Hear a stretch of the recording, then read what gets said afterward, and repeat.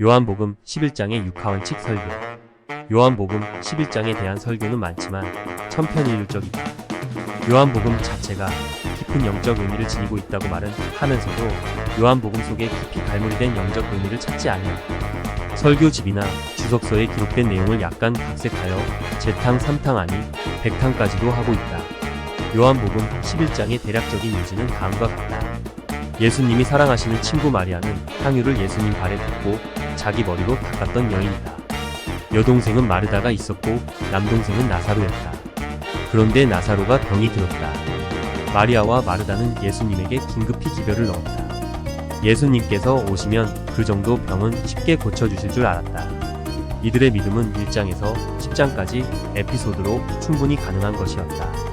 1장은 영원한 말씀, 광야에서 외치는 소리, 하나님의 어린 양, 첫 두 제자에 대한 기록이었고 2장은 가나 혼인잔치에서 물을 포도주로 만드는 기적이며 3장은 니고데모와 다시 태어나는 구원에 대하여 가르친 사건이며 4장은 사마리아 여인이 예수님을 만나서 나의 메시아라고 동네를 다니면서 전도하였으며 귀족의 아들을 고치신 에피소드 5장은 38년 된 병자를 고치시고 아버지가 일하시니 나도 일한다고 하여 유대인들이 발끈한 이야기 6장은 5,000명을 먹이시고 물리를 걸으셨으며 영생의 빵을 먹으라고 하시어 유대인들로부터 비난을 받고 따르던 많은 제자들이 떠났다. 7장은 장막절 유대인들이 예수님을 죽이려 모의함 8장은 음행한 여인을 용서하시고 세상에 비치신 예수님이 죽음을 예고하셨다. 9장은 날 때부터 눈 먼 자를 고치심 10장은 양들의 목자 양문을 지키시는 목자 예수님 유대인의 신성모독 논쟁이 기록되었다. 나사로가 아프다는 기별을 받은 예수님은 곧장 가시지 않고 다른 일을 하시다가 유대로 가자고 하시면서 앞장서셨다. 유대는 유대인들이 예수님을 돌로 치려던 곳인데 그 위험한 곳에 어찌 가시려 하느냐고 말렸지만 예수님께서는 낮과 밤의 원리를 설명하시면서 나섰다. 가시는 도중에 나사로가 잠이 들었다고 하셨으나 곧 죽었다고 하셨다. 예수님께서 도착하셨을 때는 무덤에 묻힌 지 나흘째 되는 날이었다. 예수님을 맞이한 마르다가 예수님께서 계셨더라면 우리가 기별하였을 때 즉시 오셨더라면 나사로가 죽지 않았을 것이라면서 강한 아쉬움과 하였다.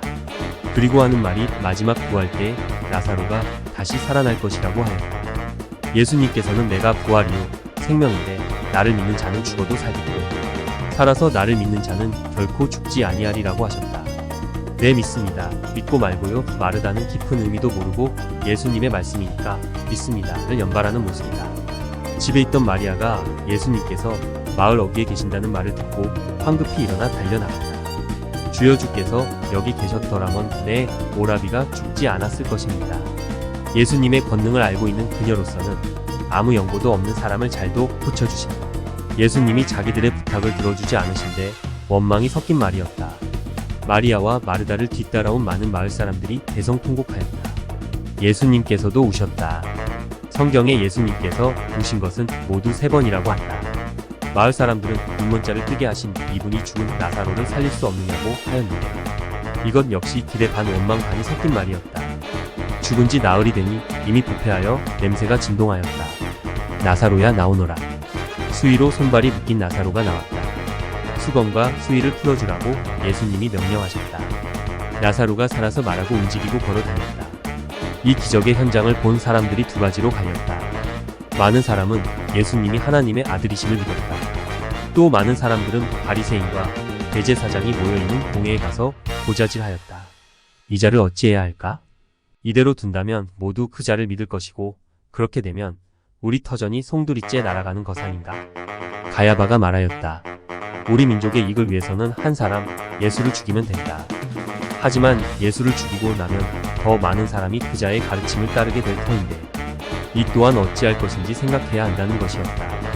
그날부터 대제사장과 바리새인과 그들을 따르는 민중들이 예수님을 죽일 모의를 하였고 예수님은 다시는 유대에 들어가시지 않으시고 변두리 에브라임으로 내려가셔서 거하셨다.